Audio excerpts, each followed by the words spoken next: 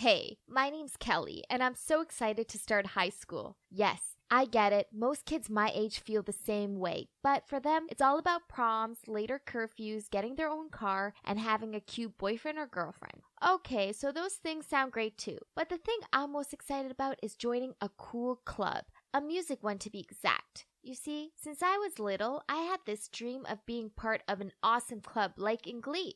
Finally, school started. I was so eager to dive into this new environment, but it took me a few days till I could get a clue of where the music club office was or how to apply for it. No one seemed to know, to be honest, or maybe it's because I've only been asking freshmen who were just as lost as me. Anyway, after a lot of pacing the hallways, I found a room that said music club on the door. Well, it actually said M6 Club, as the U was missing, but it had to be it, right? I couldn't contain my excitement. I took a deep breath and pushed the door open. Hello, everyone. What was this? I took one quick scan around the room, as there's not much to look at anyway. There was a rusty guitar in the corner, a dusty drum set, and some rackety old chairs. 3 girls were sitting separately. One girl greeted me shyly, so I went and sat next to her. She said, "Hi, I'm Daisy. I play guitar and sometimes the bass. I learn ballads, you know." Then this one girl who was painting her nails interrupted her. "Ballads are the worst." She rolled her eyes. "But luckily for you guys, I sing a mean pop tune." Daisy turned to me and whispered, "That's Mia, and I'm not really sure if she can really sing though." The only other girl in the room had her headphones in and was dancing weirdly. Daisy told me she was called Jill, and she could kind of play the drums. I looked around the room of misfits once again, and I'm not gonna lie, I was really disappointed. This wasn't what I imagined. I told myself it was okay, and that more kids might join up later on in the term. I mean, it wasn't the easiest club to find, so it might take some time. That's all. Besides, this was my chance to claim leadership here. So, without wasting any time, I gathered them all up for a little discussion. Then I started with introducing myself. "Hey guys, I'm Kelly. I started play organ since 8. I've been trying to learn to compose songs too." There was not much reaction except for Daisy's shy claps. I then continued, "So, we should have a team leader, right guys? Let's cast our votes. Everyone will have a minute to talk about why they should be the leader." Daisy nodded her head, Mia rolled her eyes and mouthed, "Whatever." And Jill, well, she still had her headphones on, so I took the lead. "Okay, so I'll start then. I think as the president of this club, I will..." Mia cut my words. "Fine, you're it, whatever. Who else votes for Kelsey? Hands up." I started saying, my name is Kel." Mia raised her hand and then shook it out so her nails could dry. Jill raised her hand even though I don't think she actually knew what she was voting for. And Daisy raised hers while shyly adding, "I think you'll be a great leader, Kelly. I'm too shy anyway, so you'll have my full support." Well, okay, that was easy, so I'm a club president now. That will look so good on my portfolio. Now, I will bring back this club from oblivion. We will revive it. I'll have my own high school musical. I was actually excited. As soon as I got home, I went through my song list and picked out some good ones. Then I texted the girls to bring their instruments in the following day. But then at practice, all my dreams came crashing down. Daisy was right. Mia's singing voice was terrible. But she couldn't play an instrument, so I had to let her take center stage, which she loved, as she clearly liked the spotlight. But then Jill folded her arms and refused to play. "She can't stand there. She's covering me entirely. The drum is the soul of the song. Duh, I should be center." This annoyed Mia and they started bickering. I left them to it and went over to Daisy. "Please tell me you can sing, can you? We gotta do something. Mia couldn't be the only vocalist. We'll be doomed." Daisy looked stunned. She shook her head continuously. No, I can't do that. It's already such a big challenge for me to play in public. I can't sing." I tried convincing her that she could sing backing vocals with me, and she'd be fine. In the end, she agreed, but only if she could wear a mask on stage. "What?" "Fine," I shouted. "Fine. Guys, Daisy, it's okay. You can put a mask on while performing until whenever you feel comfortable. And you two, no need to fight. I'm sure the stage is big enough for you both to be in the spotlight. This is just a practice session. No one is here to see you. Just put up with it for a bit. Then when we're on stage, we'll figure it out."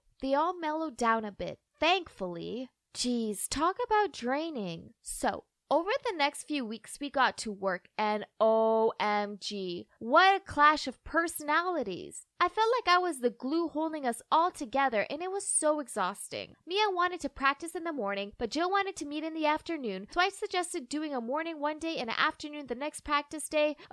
Then there was a song choice. Mia and Daisy were keen on a Taylor Swift song, but Jill tried to rock it up and made it sound awful. I compromised by letting her have a drum solo in the middle of it. They were hard work, but the strange thing is, I was actually beginning to like them all. Mia gave us all style tips and even let me borrow her lip gloss. Jill always recommended us some really interesting Netflix series to watch. Daisy made us homemade snacks to munch on during practice while I helped them out with their homework. Besides all the bickering, there were definitely friendships blossoming there. The problem is our band sucked. We'd only performed twice during break time at the school basketball game, but no one even noticed us, not while the dance team was performing. They were so in sync, and this one kid could do the splits. I mean, how could we compete with that?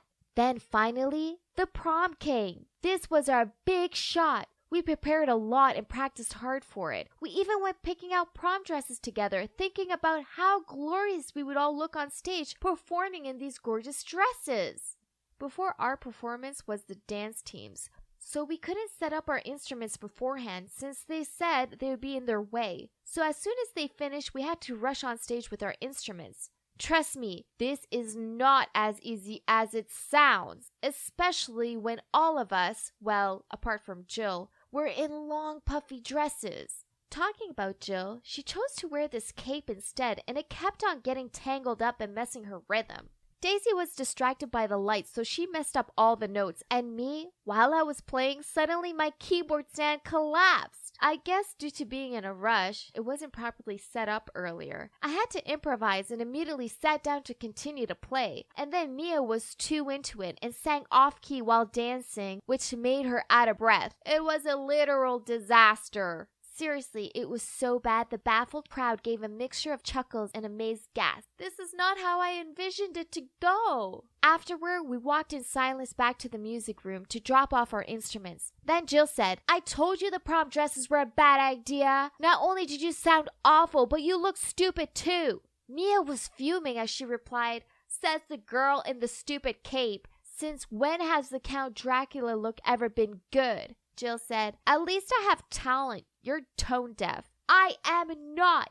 It's not my fault I have terrible backing singers." "Yeah, right, Mia. Was that what you call singing? All you did was dance and scream. This ain't a nightclub." Mia fought back. "My fault? What did I do? It's all because all you played so awful, so I had to try my best to stir up the crowd. And you," she turned to me, "were you on stage to chill? Who on earth sits while performing?" "Me? Now you're blaming me? You were the one who set up the keyboard stand for me. It's because you didn't do it properly. Lucky for you, my keyboard is still okay." "Never mind, guys. Let's not. Hey, you guys should have taken care of your own instruments. Don't blame me. Even if I sang off key, it was because you guys played terribly."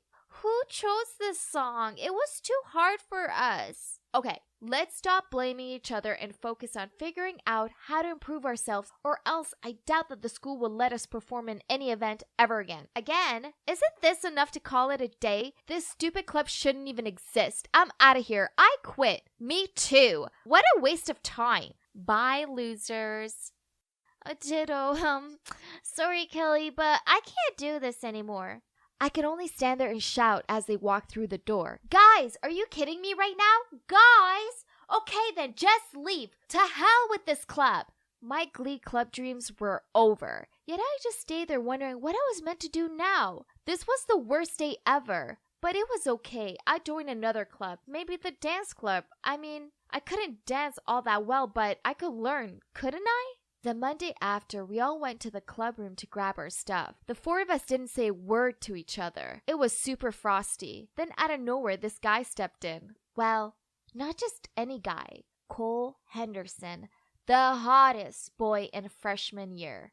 At first, I thought he was lost, but then he said, "Hey guys, is this the room for music club?" I was born into a pretty poor family, so money was always on my mind. As I grew up, All I wanted was to have money, and I couldn't wait until I was old enough to start making some of my own. I especially couldn't stand the way people took advantage of others just to get some quick cash. And yet, it wasn't long before I almost became like one of those gold diggers that I hated so much. I'm Jolie, and I'm 20 years old. You might be wondering why I hate gold diggers. Well, who doesn't? But for starters, my mom was one. Yup, that's right. She ditched me and my dad to marry some rich guy when I was just 5 years old. I can't even recall her face, but I still remember that day like it was just yesterday. I was screaming and crying and begging her not to leave, but she didn't even look back. Ever since, it's just been me and my dad. Obviously, my dad worked really hard to make enough money to raise me alone, but we were still poor. He worked on construction sites, and the hours were long, so it wasn't long before his health started to go downhill. A lot of his money went towards medical bills, and so we made do with whatever was left. This made me hate my mom so much. She was the most selfish person in the world to me. Dad still encouraged me to focus on my education, though, so I ended up going to college to further study Chinese, which I've always been fond for. But after 1 year, we couldn't afford it anymore, so I decided to quit and find a job to help my dad out. At first, I worked as a waitress, but I was pretty smart, and my Chinese was good, so eventually, I got another job as an interpreter in a big company, where I met John. He was the CEO, and also the person who would change my entire life. So there I was working 2 jobs, and even though I was exhausted, I was happy. I was making enough money to look after my dad, and also had enough left to buy gifts for my boyfriend. Yep, that's right. I had a boyfriend called Scott, and we'd been dating for 2 years. I felt like the luckiest girl in the world, because he was drop-dead gorgeous. I loved buying him stuff, because it made him so happy.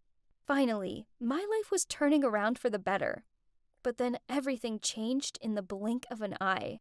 I caught Scott cheating on me with some woman the same age as his mom. I couldn't believe it. He used his good looks to date older women, just so he could get their money. He was as bad as my mom. Nothing but a gold digger. Though, little did I know, I was about to follow in their footsteps. It all started the day I caught him cheating. I was so upset and miserable. I'd bumped into them in the mall where I'd seen them holding hands and kissing, and all I wanted was to get as far away as possible from there. I ran out onto the street, and then I just collapsed onto the sidewalk and started crying my eyes out. Suddenly, I heard someone say, "Jolie? What are you doing here?" I looked up, and John, the CEO, was standing there. I tried to stop the tears, but I couldn't. I couldn't even speak. He helped me up and told me to get in the car and go somewhere so I could calm myself down. Then we ended up in a bar, and I drank a lot. I couldn't stop myself from telling him about what Scott had done. John comforted me, and then, the next moment, I woke up and John was lying next to me. I was about to freak out, but John looked at me and smiled, and said that if I hung out with him from time to time, like this, then he'd subsidize everything for me, so that I could go back to college and pay my tuition. I was shocked. He said it had to be our secret, so that his wife didn't find out. I was about to say no way, but the thought of being able to finish my studies and graduate made me consider it again. And after all, John was being so sweet, and me and my dad could really use that extra money.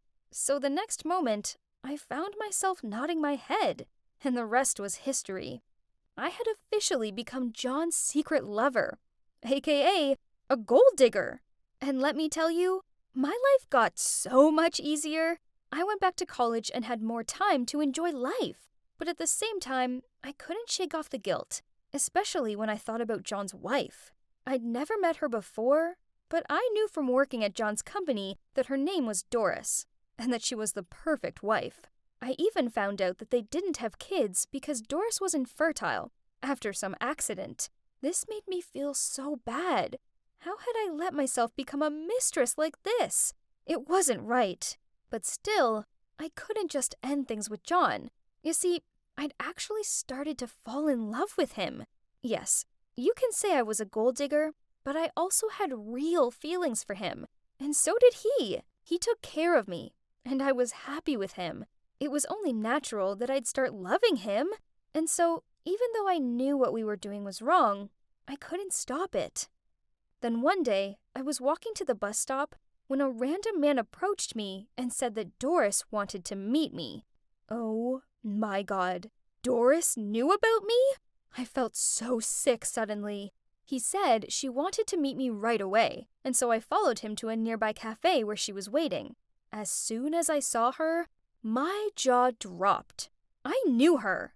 It was the woman Scott had cheated on me with. No way! I couldn't believe my eyes. When she saw me, she looked shocked. But then she said, well, looks like we're destined to meet. Okay, I'll get straight to the point. You need to back away from my husband. What?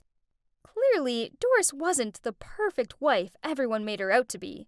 I said to her, "You do know you're no better than me, right? I wonder what John would say if he knew you were having an affair too." She was furious. She started shouting at me, saying John would never leave her, and that she would not let me steal him away, especially his money, and that it all belonged to her. Then she stormed off. Surprise, surprise, she was just with John for his money. She was even worse than me. At least I loved him. After that meeting, the war between Doris and I officially began. She started to rub in my face that she was his wife, and I wasn't. Every day, she'd turn up at the office with his lunch and kiss him in front of me. Honestly, it made me sick. No, really, like literally sick. But no luck for her, the universe works in funny ways. And guess what? I was pregnant. And this was one thing I could give John that Doris couldn't. I was so happy. I called John right away. He was over the moon and promised to take care of me and the kid. He started spending more time with me after that. But one day when we were together, Doris called and said she was sick. I couldn't stand her interrupting our special time like this, so I pretended to have stomach pains, and he immediately drove me to the hospital and asked their maid to go take care of Doris. Ha! I'd won this time. But then something shocking happened. Doris appeared in front of my house. When would she give up? I walked towards her and asked, "What else do you want now?" She was about to say something, but suddenly, my dad came out from the house and said, "Jolie, what are you doing?" So both me and Doris turned back and, well, that's when things got crazier. "Doris?" My dad shouted in surprise. He looked like he'd seen a ghost. Then Doris said, "Thomas?" How did they know each other? Well, the next thing, my dad was screaming, "Get away from her! She's not your daughter anymore!" I froze. Doris was my mom? Before I could even say anything, she ran to her car and drove off. I didn't even want to see my dad. I just wanted to be alone. That night, I lay awake all night thinking about it all. I'd been competing with my mom? This was so wrong. What was I going to do? I loved John, and I wanted to have his baby so badly, but he was my mom's husband. And then, all those old feelings of abandonment came flooding back. My mom had left us, and now she was hurting John. She just took advantage of our love and only cared about money. She didn't care about any of us. Why could she be so selfish? I couldn't stop crying. Everything was such a mess. Eventually, I fell asleep, and when I woke up, I knew what I had to do. Even though she was my mom, she needed to learn a lesson once and for all. I called John and asked if we could meet at our favorite cafe. I was so nervous, but I told him everything. How she'd cheated on him, and then how she was my mom. I even showed him some photos of her with Scott that I'd taken outside Scott's house. John was so shocked. He just stared at me, not saying anything. He looked completely heartbroken, and I wanted to hug and comfort him, but I knew I couldn't do that anymore. In the end, John divorced Doris, and kicked her out of the house, leaving her with nothing. And then, you won't believe it, he proposed to me. What did I say? Well, I'm still deciding. Becoming the wife of my mom's ex-husband just feels a bit strange. My mom has suffered a lot already. I'm not sure I want to make her even more miserable. But, let's see. All I know is that I'm going to give birth soon and raise this baby in the best way I can. I'm definitely going to be a better mom than my mom was. That's for sure.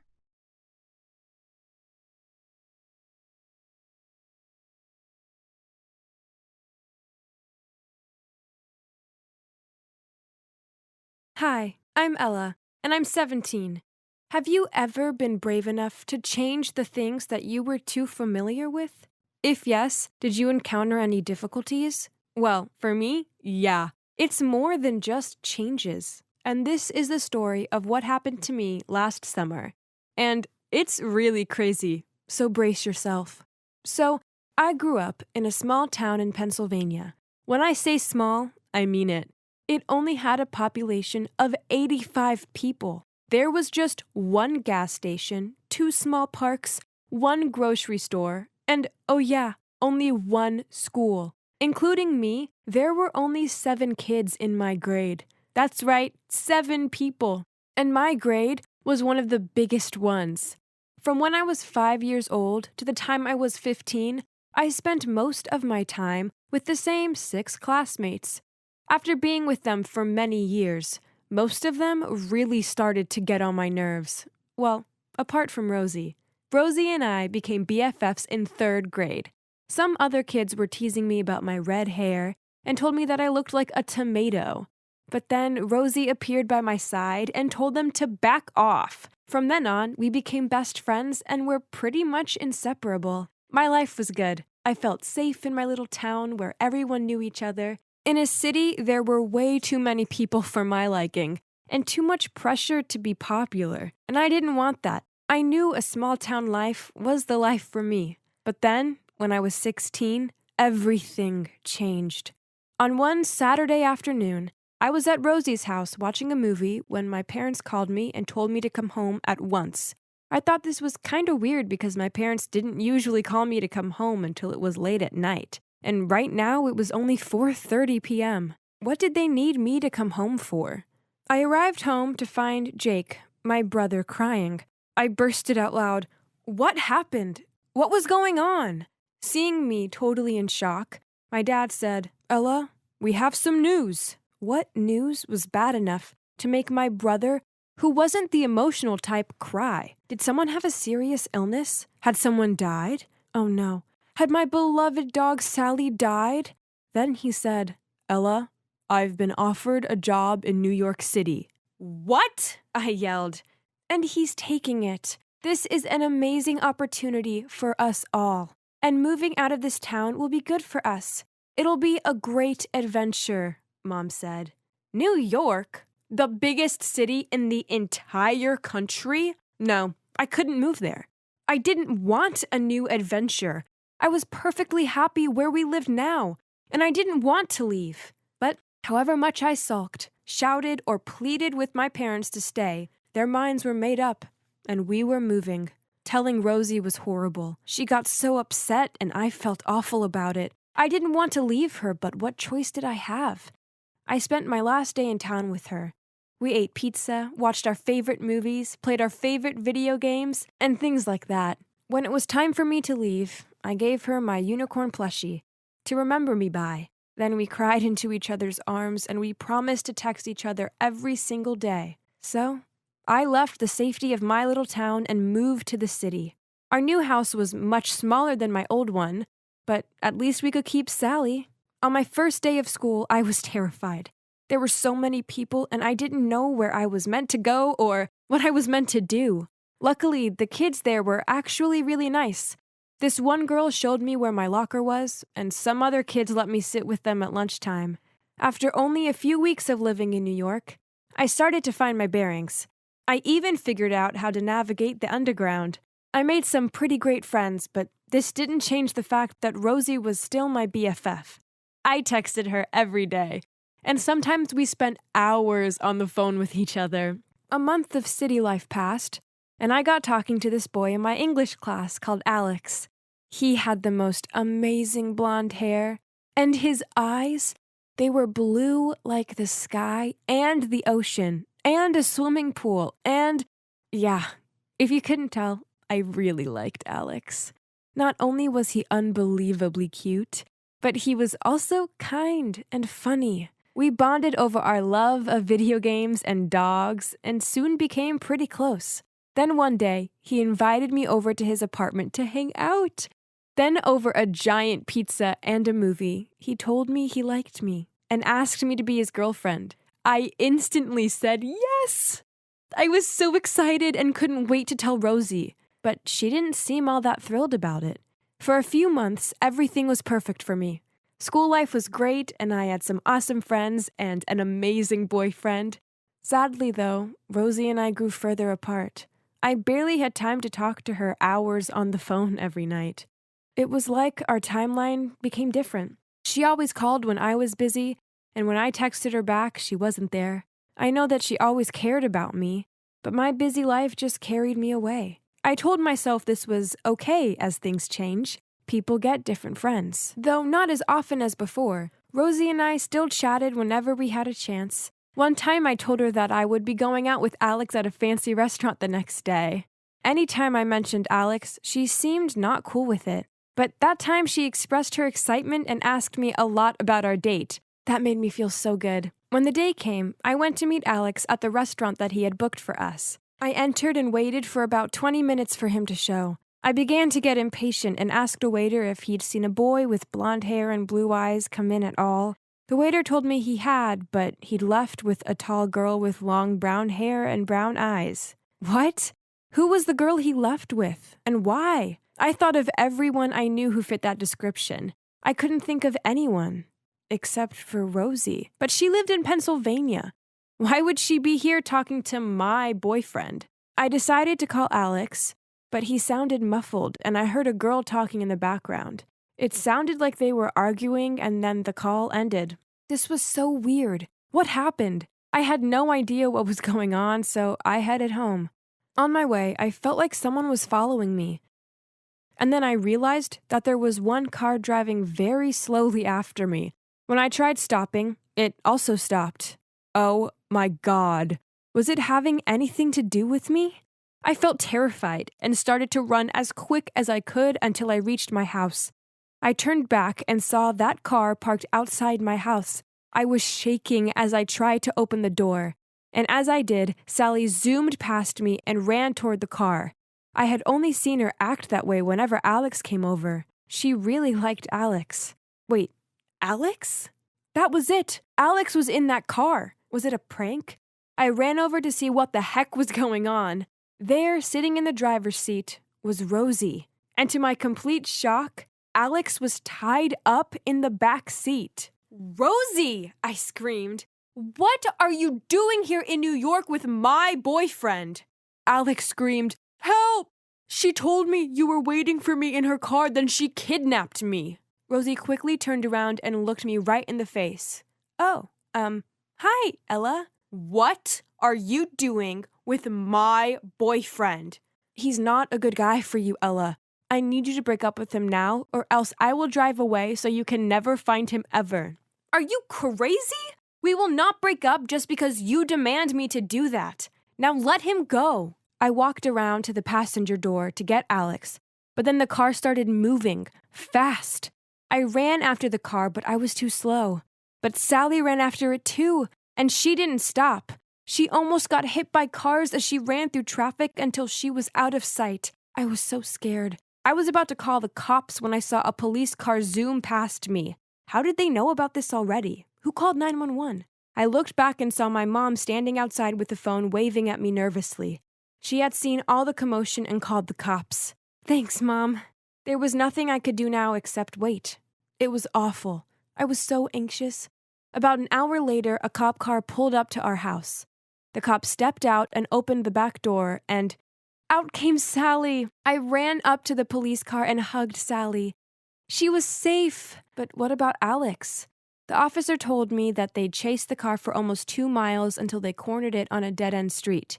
He said that Rosie was very fierce and tried resisting arrest, but they'd taken her to the station. To my relief, Alex was fine, and they dropped him back home. Phew.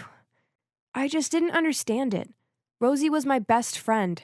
Why would she try to seriously harm my boyfriend? I later found out that Rosie was diagnosed with bipolar disorder. It's a disorder that causes people to go through extreme mood swings and do things that are out of character and crazy. Rosie had a lot going on.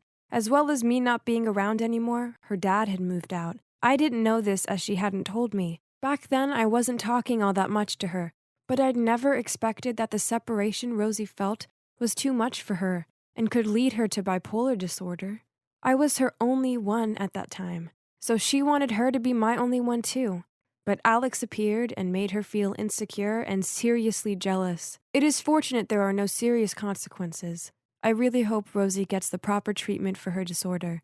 We might not be as close anymore, but in my eyes, she'll always be the girl who was there for me when I was being teased, and I will always regret that I wasn't there to listen to her more when she needed me. I still feel sad about it all, but I'm trying to see the positives. Things with Alex are going great, and I'm happy here.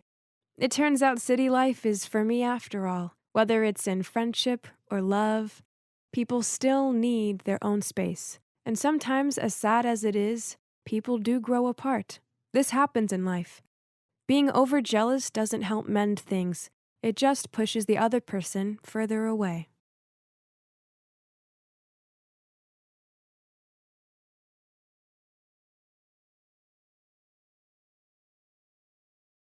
I always told myself I would never get married.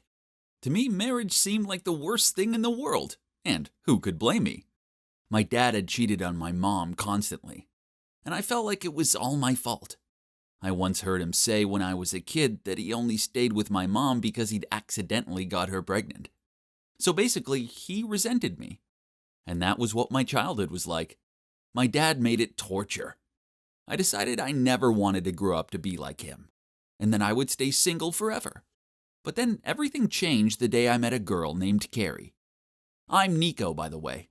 And before I get into the chaos of what happened after I met Carrie, let me just say that she was the most beautiful, smart, amazing girl I'd ever met. And I was definitely not the only guy who felt that way. However, never in a million years did I think she would hurt me in a way that was almost even worse than how my dad hurt my mom. You see, my dad cheated on my mom the whole time when I was growing up. They always argued, since my mom had suspicions of his cheating, but nothing was ever proven. Then finally, my mom caught him with his coworker, so they divorced when I was only 9 years old. It put a lot of strain on my life because I had to split my time between the two of them. And my dad was always out on dates with different women, so I pretty much raised myself when I was at his place. This really affected my relationship with him, and we never got close because he was always too busy. As for my mom, she took years to get over what my dad had done. And so it just made sense to me to not focus on girls. Instead, I spent all my time drawing. While all the other guys went out on dates, I was making comic books. Relationships just seemed too messy. At one point, my friend teased me and asked me if I was gay. But I just told him that my dad had ruined my mom's life, and I didn't want the same thing to happen to me. Instead, I focused on college and getting my art degree. So, when I met Carrie, you can imagine how life-changing it was for me. I never expected to meet someone because I wasn't even looking for it. But it was love at first sight, and I couldn't stop myself. Little did I know how much that relationship would mess up my entire life, though, and in more ways than one. We met at a comic meet and greet event. I work as a comic book artist. And when I saw her walking towards my stand at the event, I got so nervous.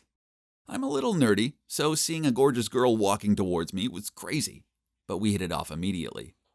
Turned out she was a big fan of my work and loved that I was slightly nerdy. So that first evening, I went against my word that I'd never date and asked her out. She was so supportive of my comic books, and it was so encouraging for me. She didn't care that I wasn't super rich or famous. She just liked me for who I was. So within a month, I was in love with her. No one had ever supported me like that before. My dad had basically been absent my whole life, and my mom was still so depressed about stuff with my dad. Carrie was the first person to push me to really chase this dream. After 4 months, I decided to propose to her.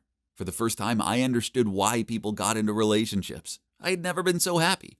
If only it could have lasted. Our wedding day was interesting, let's just put it that way. Of course, Carrie looked so beautiful in her dress, and I must admit I scrubbed up pretty well too. But there was one thing I wished I could have changed about that day. For some reason, my dad was in the worst mood. Ever since I'd met Carrie, he'd been acting even colder towards me. And I figured he was just jealous, because all his relationships had been complete failures. Honestly, of all the days for him to act like this, my wedding day, it made me so angry. My whole life, I'd put up with feeling like a burden to him. And now on my big day, he couldn't even crack a smile. I even overheard him saying something about how I didn't deserve a girl like Carrie. It made me sick that he couldn't just be happy for me. I asked Carrie to try and talk to him and get him to calm down a bit, so she did. She was so sweet and could comfort anyone. And my dad seemed to like her more than he liked me. I left it to her and made the rounds to chat with the other guests. But then when it came time to sit down for dinner, I couldn't find her. It was kind of awkward because everyone was waiting. And then just when I really started to panic, she appeared with my dad. They'd obviously been talking for a while. But at least my dad looked more relaxed, and he even smiled at me at one point, so I figured she'd done something right. At least I could enjoy the night and not worry that my dad would ruin it by saying something stupid. So the rest of the wedding night went well, and then we went on our honeymoon. It was fun, but Carrie seemed a little off. She spent a lot of time on her phone, and I'd hoped we'd spend more quality time together. I mean, it was our honeymoon after all. There were a few times where she even pulled away when I tried to kiss her, and I started to feel insecure. Had we moved too fast? I was seriously feeling anxious. Anyway, we still had a nice holiday, and I tried not to overthink it. We got back from our honeymoon, and my dad came to visit a few days later. This was weird because he never visited me. In fact, he did his complete best to avoid me. But now that I was with Carrie, maybe he wanted to make up for lost time and make a good impression. Maybe Carrie would help my dad and I finally get close. But one day after he'd left, I found a bag with some revealing lingerie inside. I called him and asked him if he'd forgotten something, and then he just laughed and said, "Oh, it's for Carrie, and for you. You got to keep that spark going, right, son?" I was shocked. What a weird gift to buy your daughter-in-law. It made me kind of uncomfortable. My dad clearly had no idea that this was inappropriate, though. It was so embarrassing. Anyway, Valentine's Day was coming up, and I decided to surprise Carrie. Recently, she'd been quite distant, and I figured I needed to do something super romantic to get her to notice me again. I decided to leave work early and surprise her with a rose petal bath. I even bought some nice candles, and I was thinking I'd cook her a delicious meal, too. But when I got home, my dad's car was in the driveway. That's weird, I thought. I wasn't expecting him. And when I went inside, I couldn't see him anywhere. "Dad?" I called, but there was no reply. I went upstairs, and that's when I noticed our bedroom door was closed. I opened it, and my worst nightmare came true. My dad was in bed with my wife. And no, they weren't just hanging out talking, they were full-on French kissing. I thought I was going to collapse. My whole body started shaking, and Carrie suddenly jumped up. "Nico!" she screamed, covering her chest with the sheet. "What are you doing home so early?" I couldn't hold back the tears. I seriously couldn't believe that Carrie would do something like this to me, and with my dad. To make it worse, my dad started laughing. I felt like I was going to explode, so I went right over to him and punched him in the face and asked him to get out of my house. Carrie jumped in between us to stop me from hurting him, and this just made me even more upset. Why was she protecting him? Eventually, he managed to escape and left the house. Then I asked Carrie to pack up all her stuff and get the heck out too. I never wanted to see either of them again, and I screamed at Carrie as she left saying I'd be filing for divorce right away. Honestly, I never thought Carrie would cheat on me. It hadn't even crossed my mind. I felt so betrayed. As she left with her suitcases, I felt completely crushed. I had no idea where she'd go to live now, but it's not hard to guess. My life was over. My own dad, who'd treated me terribly my whole life, had now gone and done the worst possible thing. Stolen my wife from me. It took me a while to get to grips with it all. Even now, I'm still disturbed. And I think back to our wedding day, and I know that's when it all started. Carrie hadn't just cheered my dad up. She'd been seduced by him. No wonder they looked so weird that evening. The way my dad kept smiling, it all made sense now. It's been a year since the whole thing happened.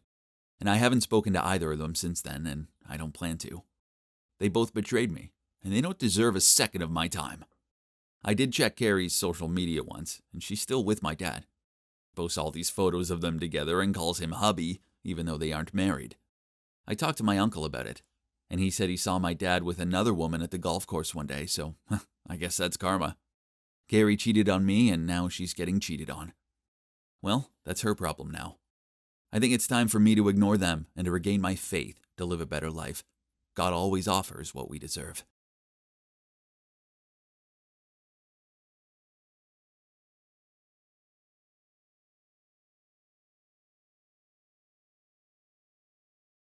Hey, it's Jessica.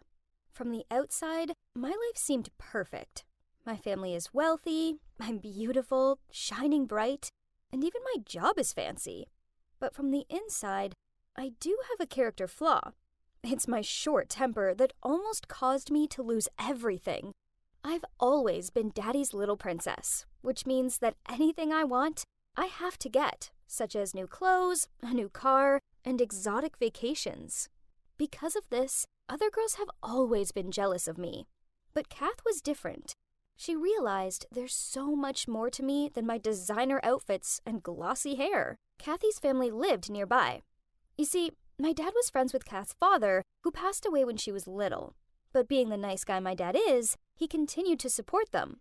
He paid for Kath's education, so we went to the same school. She was the only friend who could handle my short temper.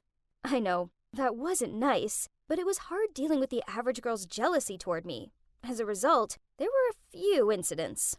One time, when I was just a primary student, some girl dared to put on my shirt after sports.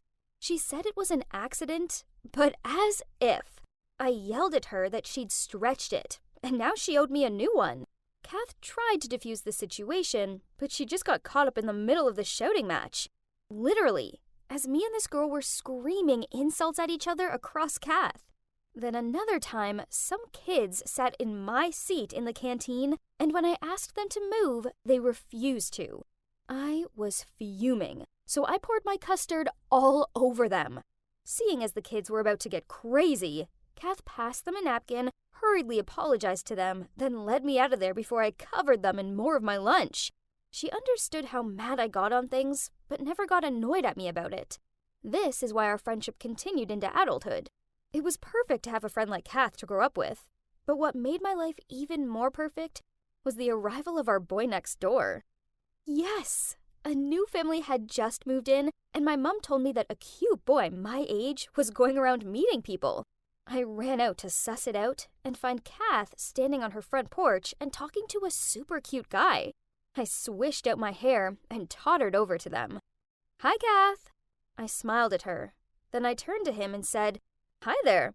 We definitely haven't met before, 'cause there's no way I'd forget you." He smiled back and introduced himself as Andrew and said he lived on that block. I sat down on the couch in Kath's house and did my research on Andrew and found out he was a pretty famous influencer. His dad ran off with another woman and started a new family, so Andrew lives with his mom and Nan. And best of all, he was single. I pulled on Kath's arm and insisted that she help me beg Andrew as my man. She looked a little awkward at first, but then she reluctantly agreed to help. I persuaded Kath to pretend that she lost her phone, then I went round to Andrew's and begged him to come and help us look for it. He spent the whole afternoon trying to help us look for it, only to hear it buzzing in my pocket. Oops. Then one time, well, this wasn't planned, but I managed to get one of my new heels stuck in a drain cover. I was standing there yelling at it when Andrew walked past and told me to take my shoe off. I refused. Did he have any idea how expensive they were? He just laughed and told me to lean on him while he carefully unwedged my shoe. Whose heart wouldn't melt for this gentle guy? After that, we started to talk more, and then chatted every day. He had a sense of humor and was very gentle toward me. It is so wonderful to know that he was impressed by how cute I was, hiding Kat's phone in my pocket to find a chance to make friends. How embarrassing, but seemed like he liked that. After 2 months, he asked me out on a date, and soon we became an official couple. I loved being around his family, as his mom and grandma were so sweet and friendly. Then my dad said he needed me to go on a 3-month business trip in San Diego. I didn't want to leave Andrew for so long, but there was nothing I could do about it. Ugh, being an adult sucked sometimes.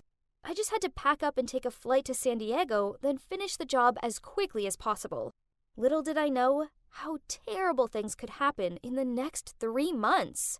One night, my mom called me up. She was furious, and at first, I couldn't work out what she was saying. Finally, she calmed down enough for me to make her words out.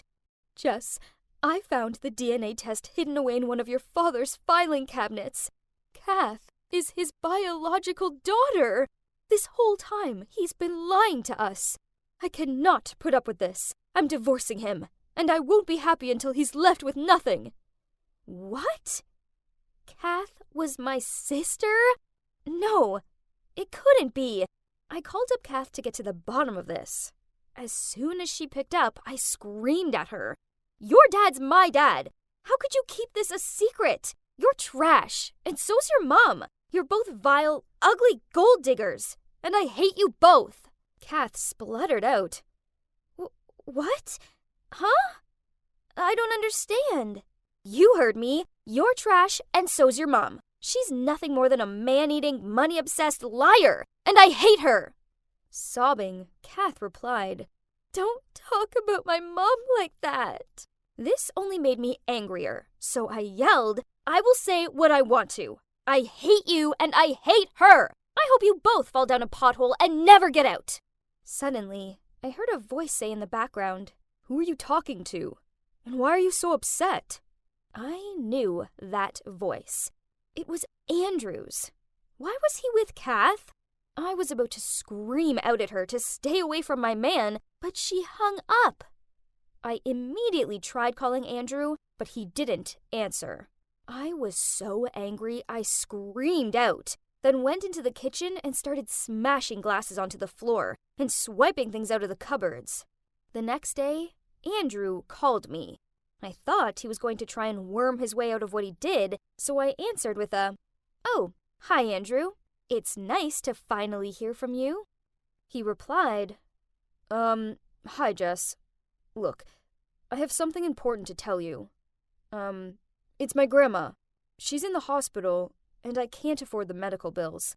I hate asking, but please, could I borrow some money? Furious, I yelled, Who do you think you are? You did the dirty behind my back, and now you have the cheek to ask for my help? It's none of my business, dude. He fell silent, then hung up. At first, I was fuming. How dare he do that to me? But once I had time to calm down, I thought maybe I had overreacted a tiny bit. I mean, I could have given him a chance to explain, so I tried calling him again, but he didn't answer. I called Kath, and in my calmest voice, I asked her to tell me what was going on. She said she had no idea that my dad was also her real dad, and it was a lot for her to process. Then she said that she was only around at Andrew's last night because his grandma had a fever, and she was trying to help. But then her fever worsened, so she was taken to the hospital. I felt pretty bad about it all, so I tried calling Andrew again to sort all this mess out. But he'd blocked my number. I transferred him some money over towards his grandma's expenses, but he sent it straight back to me. It was so hard being so far away from Andrew and not being able to go and talk things through with him. I missed him like crazy.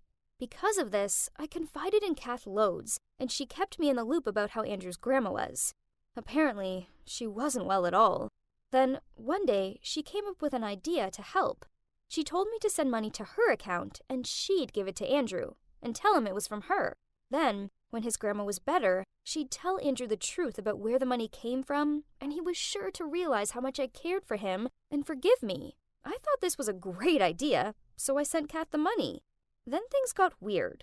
She went super quiet and then stopped talking to me altogether. Then 2 months later, through social media, I found out that Andrew was getting married. To Kath! What? After having a screaming frenzy, I calmed down enough to book a flight home. I took an Uber to Andrew's house and pounded on his door. He answered, and on seeing me, he slammed the door in my face. I wasn't leaving until he spoke to me, so I sat on his doorstep. It was only when it started to rain that he eventually opened the door and in a gruff tone said, "Okay, you have 2 minutes. Then I want you off my property for good." Look, I know you're mad and I'm sorry, but why are you ignoring me? I tried to make amends for what I did. I sent you the money. I know. I sent it straight back, remember? He grunted. Not that money. The money that Kath gave to you and said was from me. What? That money was from her, not you. You're jealous. You found out I was marrying her and you're here to ruin our lives. No, I'm not. Please, it was me. I wanted to help. I pleaded, but he tutted, then slammed the door again. I stood there, a soggy mess, and his words sunk in. Kath had lied to Andrew about the money. Why would she do that? Furious, I stormed around to her house and was about to press the buzzer down until she answered when the door opened, and I saw Kath stepping out with Andrew's mom. I jumped out of sight and listened. Andrew's mom was thanking her for all her help and saying how much she couldn't wait for her to be her daughter-in-law. What? As soon as his mom walked off, I jumped out of hiding and confronted Kath. You're a liar!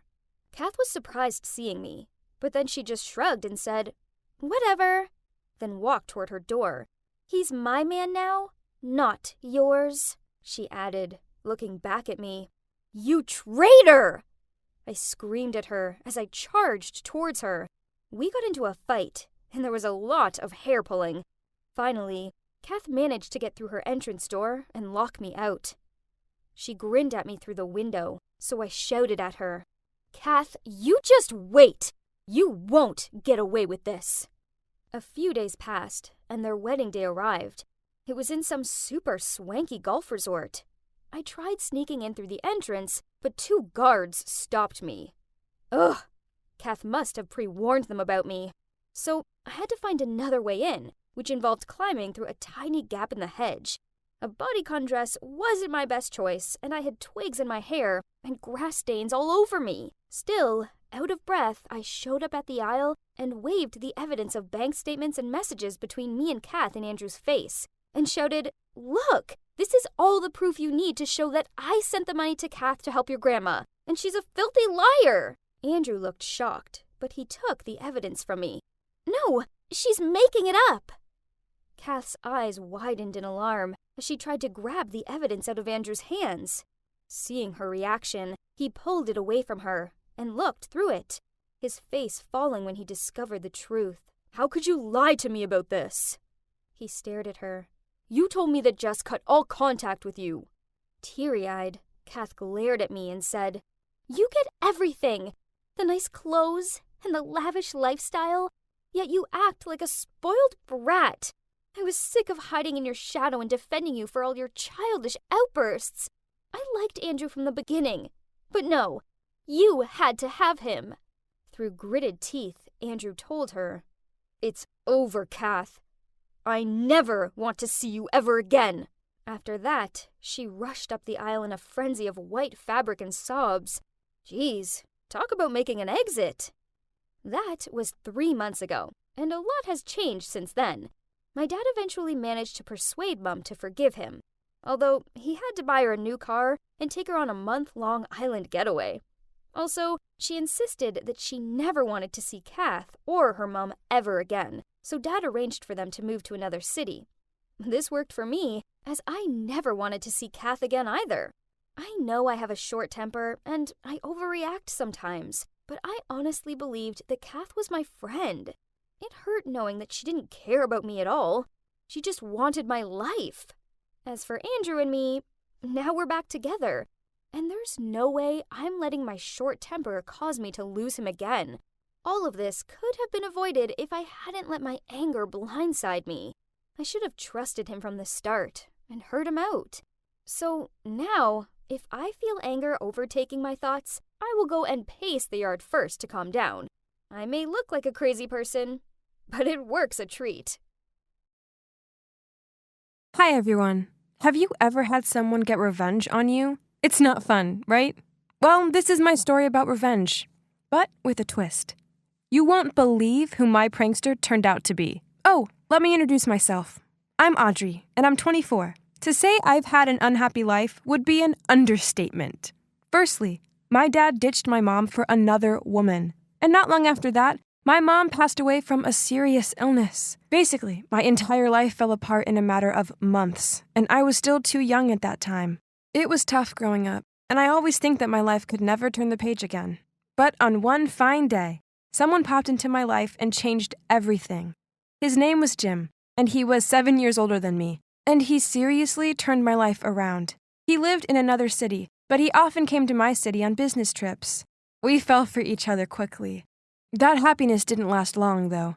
One day I was working in the clothes store when a girl around the same age as me came in. She wanted my help to choose some dress, but she was pretty rude to me, and I kept catching her staring at me with evil eyes. Who was she? And why was she treating me like that? Finally, after about 2 hours, she made up her mind and picked up only a tie that she wanted to buy for her husband instead. I was relieved to get rid of her, but shocked when I saw the name on her credit card. Jim Stewart. Her husband had the exact same name as my boyfriend. What a coincidence. She must have caught me staring at the card because she suddenly said, "Yes, Jim is my husband. Now stay away from him." What? Her husband? My Jim.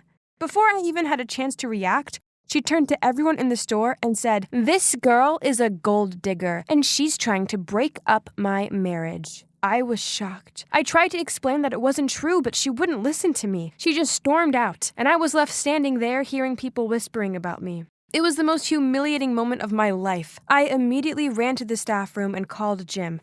I was really hoping it had all been a big misunderstanding, but I could tell from Jim's tone that it was the truth. He told me he'd lied to me, and that he actually lived in the same city. He just made up the business trip stuff so he wouldn't have to see me often. Then he said, "Audrey, I honestly love you. I'm serious about us." Hang on, was he for real? It was ridiculous. I was disgusted by him. How could he treat me like that? I hung up and felt horrified. It brought back horrible memories of the woman who stole my dad away from my mom. I didn't want to be that woman. The next day, I moved out of the house Jim had rented for me. I didn't want to be associated with that loser anymore. But life works in mysterious ways. The day I moved into my new house, I saw Jim's wife. And you won't believe it. It seemed that she'd just moved in next door too. Was this some kind of joke? As soon as she saw me, she smirked and said, "Wow, what a coincidence. Hello, neighbor. I'm Linda." Seeing her unpacking her stuff all by herself, I couldn't help but wonder where Jim was. But then I thought maybe Linda had ended things with him and had moved here alone. I hope so anyways. I'd hate to have Jim as a neighbor. So that's when my new life began. And it has been crazy ever since. From that first week of living there, Linda started pranking me. It all began with her throwing trash into my yard. I even caught her doing it, and she just grinned and said, "Oops, my hand slipped." Then she walked away laughing. It made me furious. And that was just the beginning. One weekend, a delivery guy rocked up on my porch with 10 extra large pizzas. I tried to explain I hadn't ordered them, and that's when Linda appeared at my door and said, "Oh, thanks for ordering me dinner, Audrey. I'm starving." Then she grabbed 5 of the pizzas and ran to her house, leaving me there with a bill of $100. Jeez, it was so annoying, and I had no option but to pay. Linda was too much. Seriously. As much as her pranks drove me up the wall, I also felt sorry for her. I knew what it was like to have someone you love stolen away from you. She must have hated me so much for ruining her marriage, even though it hadn't been my fault. I decided to just put up with her pranks. She'd get over it eventually, and it's not like they were harming me, right? Well, one night I heard the doorbell. I wasn't expecting anyone and was surprised to see a young guy standing there with a poster that said, "I agree to be your boyfriend. Come out with me." I was totally puzzled and told him he had the wrong house, but then he showed me the address on the other side. It was my address. What on earth? I told him I wasn't interested, but he tried to grab my hand and said, "Come on, girl, don't be shy." I told him if he didn't leave me alone, I'd call the police. So luckily he ran away. Needless to ask, I knew for sure that was Linda's joke. But this time she had taken it too far. I decided to go over and have a word with her once and for all. As I was walking to her house, I saw someone familiar on the other side of the road. I couldn't believe it. It was my dad? So many years had passed, and he'd completely changed. But there was no doubt it was him. I suddenly blurted out, "Dad?" but I didn't know what to do next. I was just thinking about my next move when I felt someone behind me. I turned around and saw Linda. She just smirked at me and walked away. What was her problem? Did she hear what I just said? I was so shocked at seeing my dad, I ran back into my house. I hated him for what he'd done to my mom.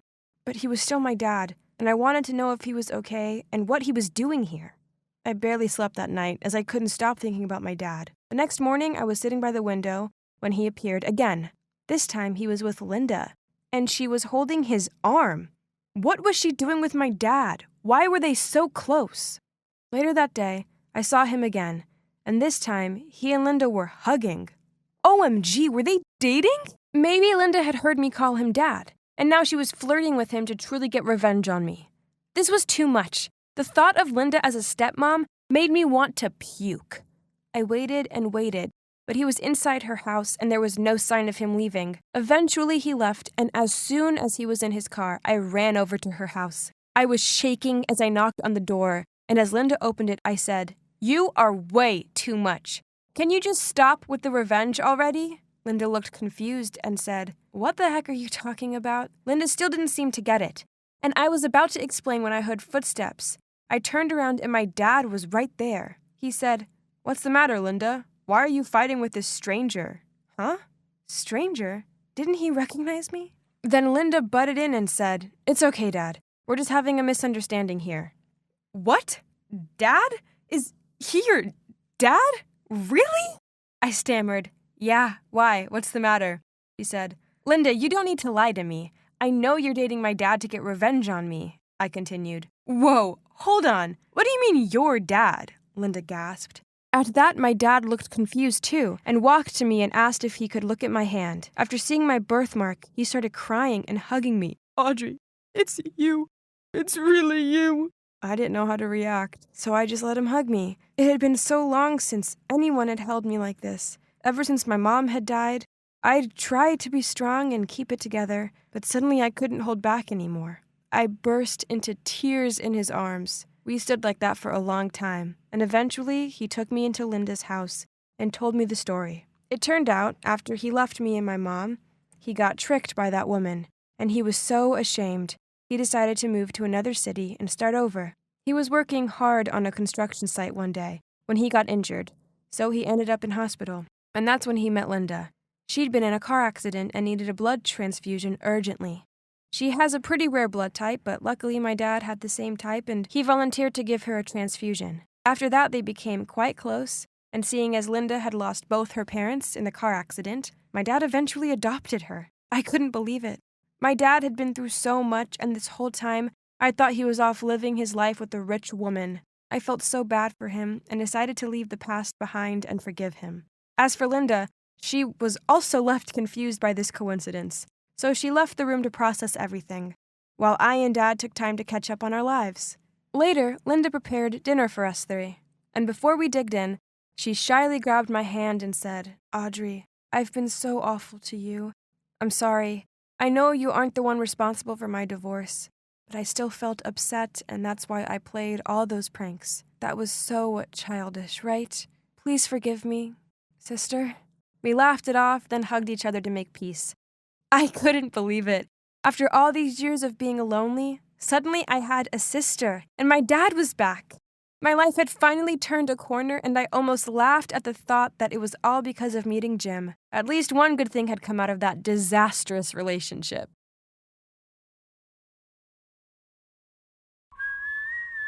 Hey guys, I want to tell you about my most memorable summer. It involves a parent-free house, the girl of my dreams, and my little bro Silas's massive secret.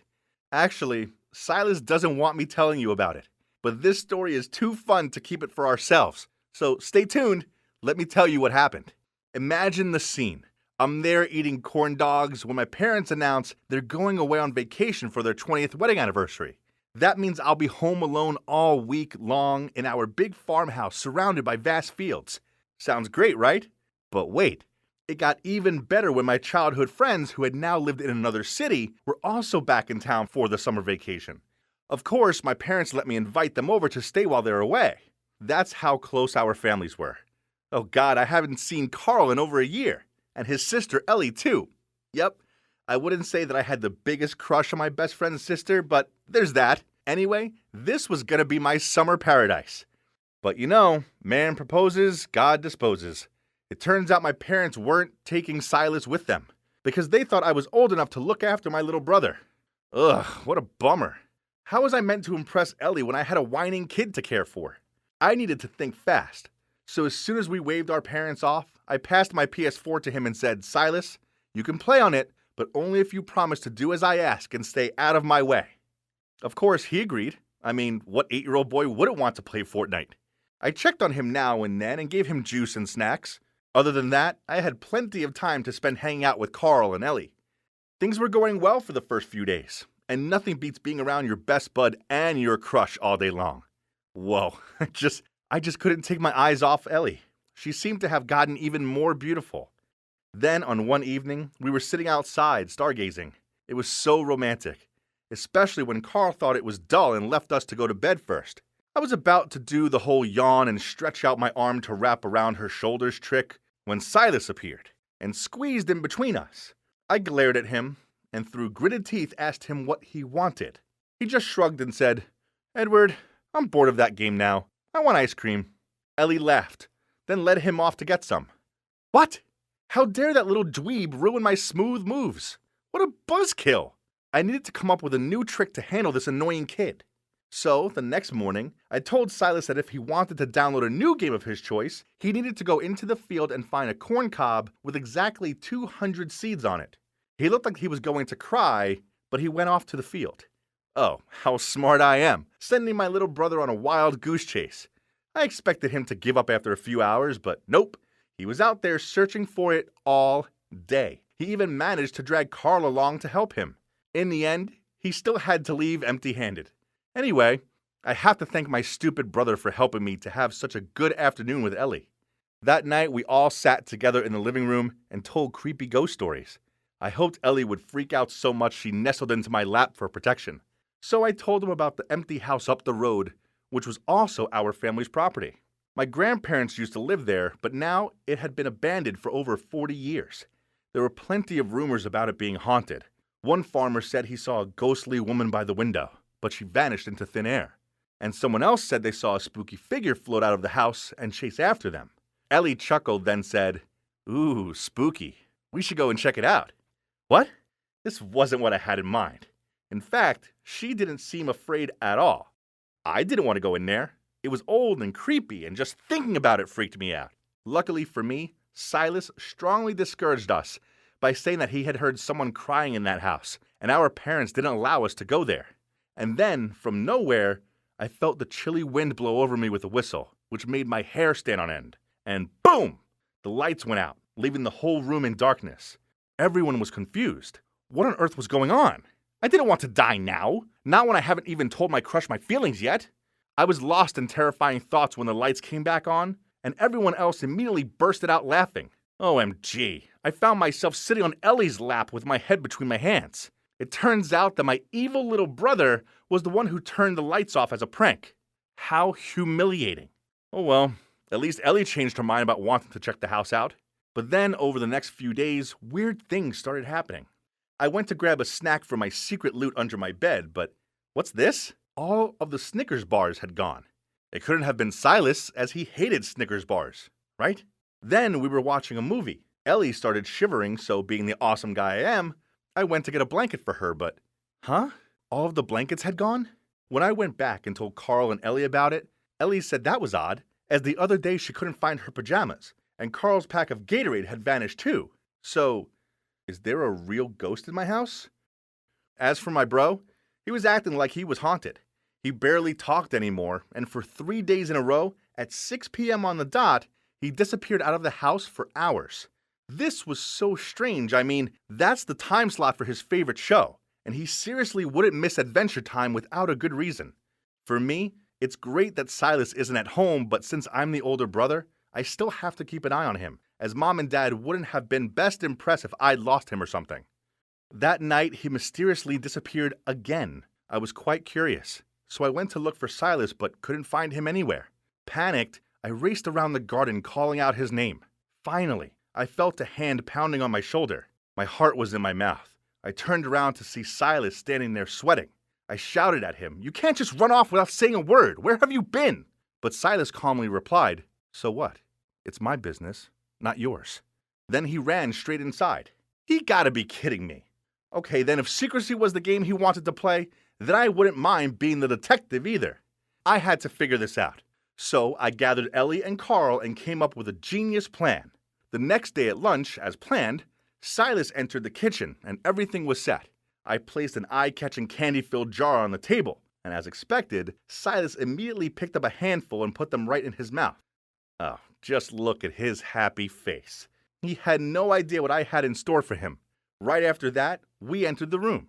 Not wanting to get caught eating food on the sly, Silas quickly hid under the table. And of course, we pretended not to know he was there. Then I held up that candy jar and said, "Guys, guess what? I've ordered these pills online. It's the legendary invisible candy that makes it impossible for people to see me." Carl acted surprised. "Unbelievable! How did you get this? I heard it's such a hit that it was sold out everywhere." Then Ellie asked me how long we could disappear if we ate these candies. I replied, "I think if we just eat 4 to 5 candies, we can disappear for 45 minutes. We continued our skit, then I said I had to leave the candy jar here. So tomorrow we can try it and go out pranking everyone with our new superpower. I winked and everyone nodded. Now, where did Silas go again? I asked, and everyone shook their heads. Then I picked up an apple and purposely dropped it on the floor, then immediately peered underneath the table to look for it while pretending not to see Silas down there. He looked absolutely amazed, trying not to make any sound. Now Silas thought he was truly invisible. He crawled out, then did all sorts of funny things in front of us, from dancing, shaking his butt, and cartwheeling across the room. It was so hard to keep a straight face and ignore his existence. Then, at 6 p.m., Silas left the house with a backpack on. But because he thought he was invisible, he ran straight past us without hesitation, and didn't forget to stick his tongue out at me before leaving. This idiot. We followed him, and guess what? He went to the abandoned house. We hid behind a tree to watch, and suddenly the door creaked open. I was a little creeped out, so I clung to Ellie's arm. Someone ran over to him. A little girl. Oh no, was it a ghost? Ellie said, "OMG, she's in my clothes!" I looked closer and realized she wasn't a ghost, but in fact, was a real-life girl. So Silas hid that little girl in our abandoned house, and that's why he kept telling us over and over again not to come here. Since Silas thought that he was invisible, he kept running around her saying, "You can't see me, right?" He looked so funny as the little girl was too bewildered to understand anything. And right then we barged in shouting, "Gotcha!" Well, well, well. Look who's the big guy hiding his girlfriend here. I pulled out Silas's backpack, which was filled with Snickers bars and other missing items. Silas was shocked and sputtered, It's not what you think." The little girl burst into tears and said, "I'm Sally. I got lost, so Silas helped me." Silas said that he had met Sally one day on the cornfield. She was alone and hungry, so he brought her here and took care of her. He didn't dare tell us because he was afraid that we would make fun of him. Oh, I didn't think that my usual foolish brother was able to do such a good thing. So I hugged them and said, "I don't blame anyone, Silas. You did a very good job, and Sally, you will be safe here. Take her to our house and I will call someone for help." Fortunately, the police said that they were also looking for a missing child, and the next day, Sally was reunited with her parents. It turned out she was at a crowded train station when she ended up lost. Confused, she followed a man with the same shirt as her father, and that's how she ended up lost in our fields. Yeah, my brother is a bit annoying at times, but he's a good kid with a kind heart. Since then, we've grown closer, and I used my savings to reward my brother with a console of his very own. As for me and Ellie, well, let's just say our relationship is still in the friend zone for now, but Carl might have noticed something, and he didn't seem to oppose it, so just give me time and wish me luck.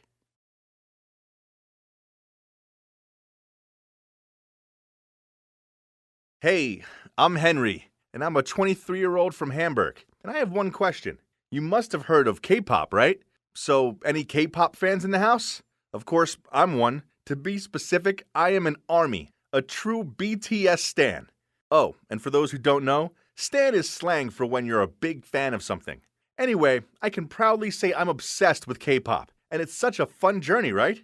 But not everyone gets it. In fact, this is my story about how people treated me for being a fanboy, and it gets pretty dramatic. So, people always think that we like K-pop just because the idols are good looking. But no, that's not only it. Seriously, I bet those who hate K-pop haven't even given it a proper listen. So you K-pop haters, just hear me out, and I'll start by tracing all the way back to the beginning of that life-changing moment when I first discovered K-pop. It all started when my classmate Chrissy was watching this music video called Dope during recess. I got curious and joined her. And oh boy, I never seen something so incredible before. The camera work, the choreography, it was unreal.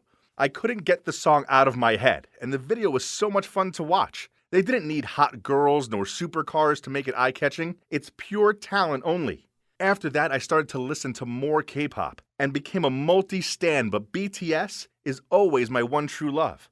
I love them, and I wouldn't mind sharing all about it on my Instagram, which also helps me make friends with a lot of other ARMY from all around the world. Mostly girls, but a lot of guys too. And they often message me saying how much they admire me for being so open about my love for K-pop. They say they wish they had the same courage I did, since a lot of them got made fun of for liking Korean male artists. How ridiculous is that? It's 2021. We can like who we like, and we shouldn't have to keep quiet about our passions. However, I totally understood how they felt. I've been there, and it was rough. One time in high school, I'd been so excited to show Chrissy my new BTS album. We were screaming and squealing as I carefully flipped through each page as if it was my most prized possession, when some jock walked by with his crew and snatched it out of my hand. Then he said, "What is this tween magazine? Didn't they all have plastic surgery, right?" Then another guy said, "Why do you like these guys? Are you gay or something?" Then they all walked off laughing. I was so angry I wanted to kick them so far off the earth, even Google wouldn't be able to find him. But I couldn't do anything. They were way bigger than me and would crush me into a pulp if I even tried. So I came up with a better idea. I started going to the gym. I wanted to be buff like Jungkook. Then I wouldn't be afraid of any losers picking on me and my boys anymore.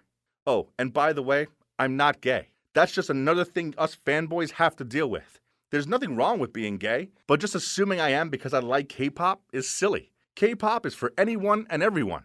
Anyway, after high school, things were looking up as people in college were less nosy. We'd all grown up, and you won't believe how muscular I'd become. Girls started showing interest in me, but there was only one girl I had eyes for. Her name was Kayla, and she was so cute. However, there was just one tiny problem. And by tiny, I mean huge.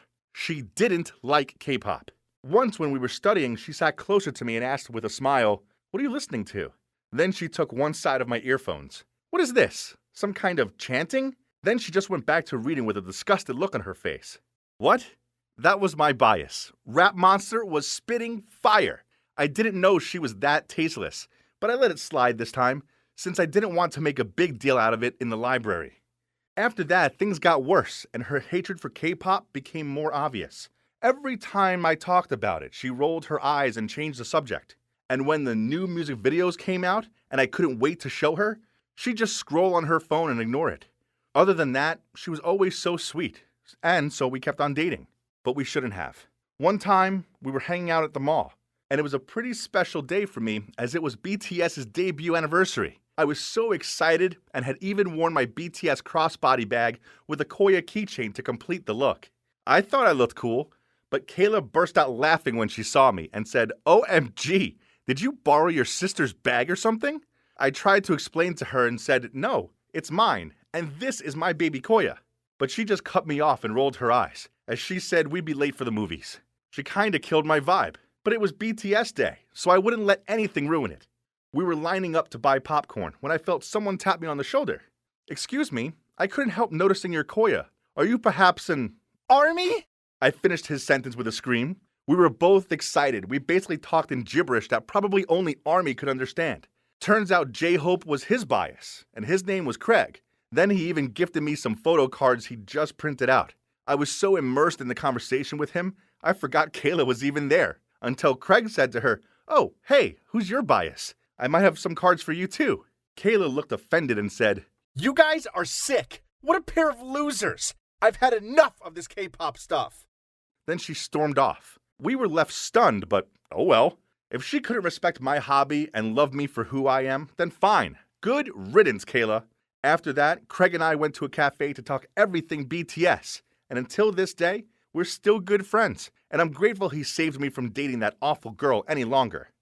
After that relationship, I gave my love life a bit of a break, as I was busy with streaming music videos, voting for BTS on award shows, and catching up with all of their content, on top of studying.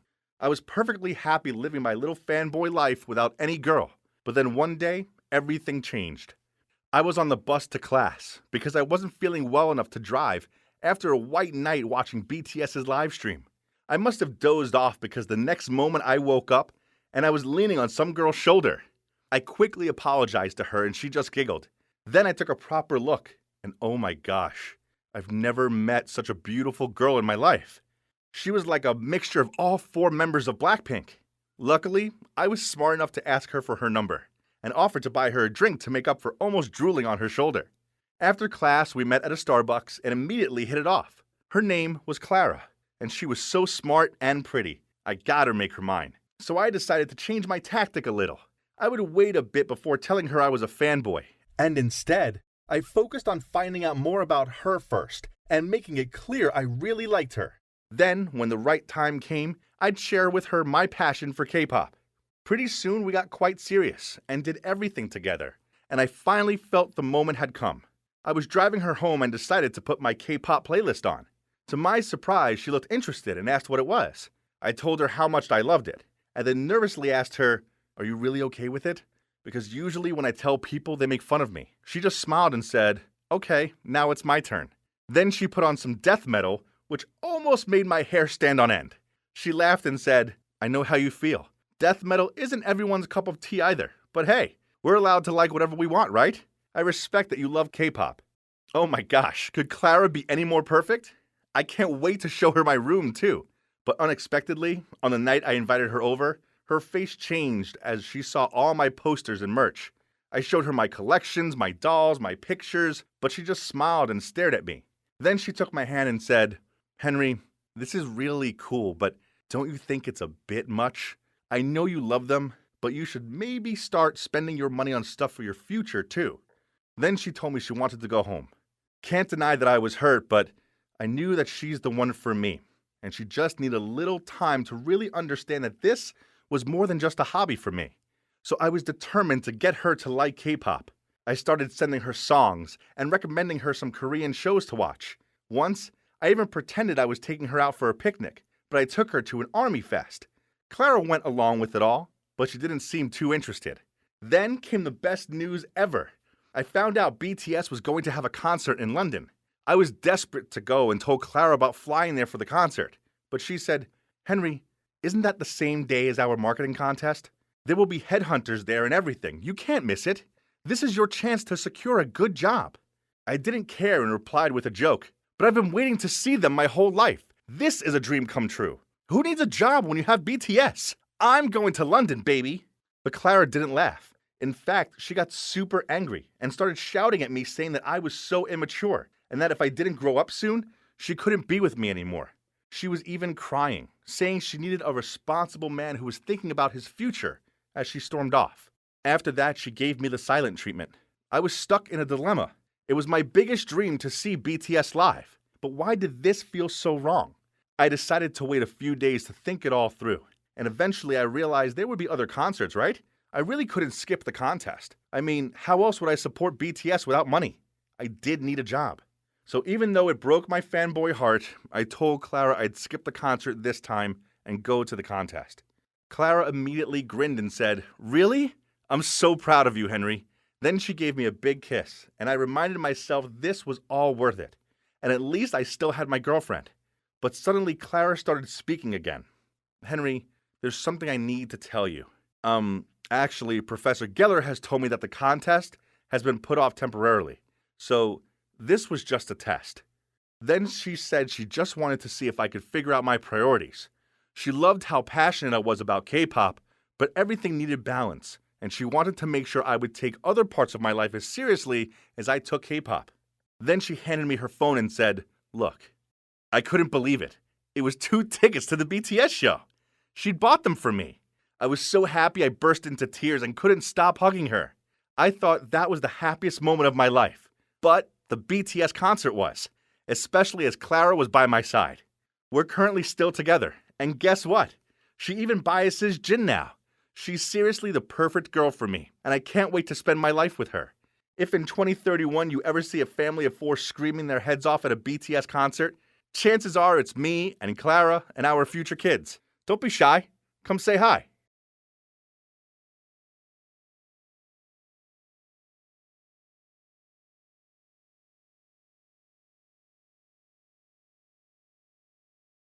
Hi guys, I'm Alex. I'm a 24-year-old guy who's married to my high school sweetheart Ariel. Even though we haven't had kids yet, Ariel stays at home and I go to work. Sounds blissful, right? Wrong. You see, my once cute and loving wife is now a total grumpy control freak. Don't get me wrong, I still love her very much, but, well, who am I kidding? I'm just the henpecked husband who never dares to oppose her. No longer am I a free man. Instead, she insisted I follow her rules, and I swear she makes most of them up as she goes along. No going out with friends. No overnight trips away, even if they're work-related. Dinner is not allowed outside unless I take her with me. No talking to work colleagues on social media. I'm not even allowed to fall asleep first, else she wakes me up by yelling at me. If I dare to break those rules, then I have to face the consequences, and trust me, they weren't worth thinking about. For instance, I once stayed a little late at work, so the next day she made me moldy sandwiches. I didn't notice until I'd taken a big bite out of it. Ugh, gross. Another time I visited my parents after work without her, so she turned my white shirts pink. I had to go to work resembling the Pink Panther. And every day I come home from work to her endless complaints. She could moan on about the most ridiculous things, such as the puddle outside of our house meant she couldn't go for a walk, as she didn't want to ruin her shoes. And she'd accidentally drunk normal coffee instead of decaf, and now she had a headache, and it went on and on. Also, she's a real stalker. Yep, it seems all she does all day is spy on our neighbors. Did you know that the neighbor to the right of us walks around his yard in his wife's pink fluffy dressing gown and slippers? And the neighbor opposite sings Christmas tunes to her dog. Ugh, who cares? But if I dare yawn or show any sort of disinterest, she yells at me. So I feigned interest by saying things like, "Oh, is that so? Oh, right. Please go on." The nagging didn't stop when I was at work either, as she constantly texted me telling me to come home early to fix the light bulb, faucet, or whatever else she'd managed to break. Geez, why were there so many broken things lately? Why was she deliberately ruining them so that I would rush home after work to fix them? Nah, that couldn't be possible, right? One time during work, she messaged me saying the washing machine was leaking everywhere and asked me to call a mechanic. I didn't understand why she couldn't call one herself, as I was at work. Anyway, I forgot to do it, so she called my work number and demanded I go home immediately. The problem was that my work colleague answered the phone. The poor lad actually had to hold the phone away from him as she was shrieking so loudly. "You broke it, so come home and fix it immediately." I grabbed the phone off my colleague and replied, "Huh? How is it my fault?" She replied, "Duh, because you wear 3 outfits in a day and I only wear 1, so you broke it, not me, so come and fix it." Yeah. I failed to see the logic in her argument. I just didn't know who she was anymore. Where had the lovely Ariel from the old days gone? Oh, how I longed to be single again. Then, when I thought things couldn't get any worse, they did. My workplace was celebrating its 10th anniversary, so my boss held a party and invited everyone and their families. Oh no. The last thing I needed was my controlling wife embarrassing me. But Ariel checked my emails and found out about the party. She immediately repeated her rule. "Dinner is not allowed outside unless you take me with you." I forced a smile and acted excited to have her joining me. Hope nothing happens, though. We'd been at the party all of 5 minutes, and I was politely smiling at my female colleague, when Ariel turned red with anger, then spilled her wine over this woman's dress, said, "Oops," then walked off. I passed my colleague some napkins and apologized. Why was Ariel so childish? I didn't want to lose my job because of her jealous rages. Then I found her talking to my boss. She was actually shouting at him for making me work overtime too often. What? My boss was fuming. Now I was sure I would end up being fired. But thank God, through some miracle and a lot of groveling to my boss, I didn't lose my job. I was feeling so down about it all. So on one of my lunch breaks, I called my friend Matthew.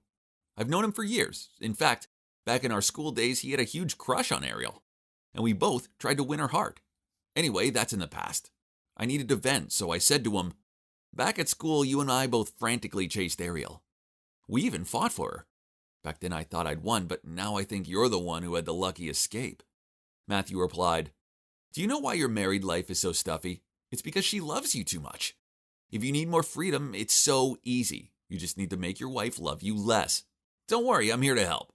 At this point, I was pretty much willing to try anything. Besides, he was my friend, so he had my back, right? So the plan was to find Ariel a demanding job in another town. Then I'd only have to see her on weekends. So I asked my old friend to let Ariel work as a newscaster on his about-to-be bankrupt radio station. Ariel was so excited when she got the job offer. She begged me to quit my job and to go with her, but I disagreed. I made excuses that my job was too good to quit and encouraged her that it was a good opportunity for her and that I would visit her on weekends. After that, the life I always longed for arrived. It was so blissful coming home from work and not having her nag me. I could put my feet on the couch, fall asleep whenever I wanted, and go out for dinner with my colleagues without having to take her along with me. But the house was quiet. Too quiet. Yes, it wasn't long before I found myself pining for her like a puppy. I even slept clutching one of her sweaters. Then it suddenly all made sense. Ariel had only acted that way because she was bored and lonely stuck at home all day. She longed to have me to talk to, and yet all I did was make fun of her. Ugh, I was a terrible husband. I'd been a foolish idiot, and I wanted my wife back, so, without delay, I bought the biggest bunch of flowers I could find and drove to Ariel's place in the other city. But when I pulled up outside, I saw her standing outside talking to someone. It was Matthew. That sneaky, conniving snake. Then I saw him take her hand. I stormed up to him and punched him in the face. Ariel panicked. "Alex, are you crazy? What the hell are you doing?" Then she checked Matthew's bleeding nose. I was furious, so I blurted out, "He's a liar. He told me to send you away just so he could worm his way into your life." She looked at me in surprise and stammered, "What? You sent me away? I earned this job and I chose this life." "No," I shook my head. "I set it all up. I'm sorry, I'm a fool." I was about to hug Ariel, but she pushed me away and said, "Are you bored with me? Why don't you... You're a coward." After that, Ariel ran into her house and locked the door. I begged her to hear me out, but she ignored me. I had no choice to drive home sad and alone. I went back to her house each day and tried apologizing, but she never answered the door. Each day I left her a gift on her doorstep, such as chocolate cake, penguin plushie as they're her favorite animal, and a picture of us together. She took the gifts, but she still wouldn't answer the door. But then one night when I was waiting in front of her house, I saw her running towards me. Could it be that she'd forgiven me and was coming to embrace me? Nah. A bandit was chasing after her and was trying to grab her handbag. I rushed forward and tackled this bandit to the ground. She was so relieved I was there to save the day, and she flung her arms around me. After that, she forgave me and moved back home. I definitely learned my lesson now. I should always appreciate the happiness I have, instead of taking it for granted. But I guess I will still have to live on the edge for the rest of my life. Afraid that someday Ariel will find out the big secret I'm keeping. Yeah, I'm the one who hired that bandit. Surprise! Those secrets will have to come to me to the grave. Or Ariel will bury me 6 feet under by herself. I don't know anymore. Wish me luck, guys.